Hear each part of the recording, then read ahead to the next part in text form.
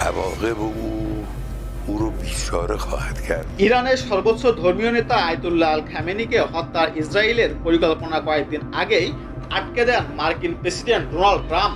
দুজন মার্কিন কর্মকর্তা ব্রিটিশ বার্তা সংস্থা রয়টার্সকে এই তথ্য জানিয়েছেন।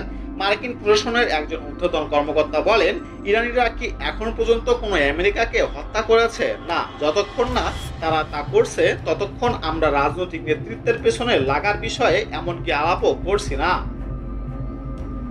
খামেনিকে হত্যার পরিকল্পনার বিষয়ে রয়টার্সের প্রতিবেদনের বিষয়ে জানতে চাইলে ইসরায়েলের প্রধানমন্ত্রী বেনিয়ামিন নেতানিয়াহু ফক্স নিউজকে বলেন, কখনো আলাপই হয়নি, এমন অনেক বিষয় নিয়েও খবর প্রকাশ করা হয়েছে, আমি সেই বিষয়ে কিছু বলতে চাই না। ফক্সের special report with Bret Baier অনুষ্ঠানে নেতানিয়াহু বলেন, আমরা যা করা দরকার তাই করি। নেতানিয়াহু বলেন, ইরানে ইসরায়েলের সামরিক হামলার একটি ফল হতে পারে সরকার পরিবর্তন।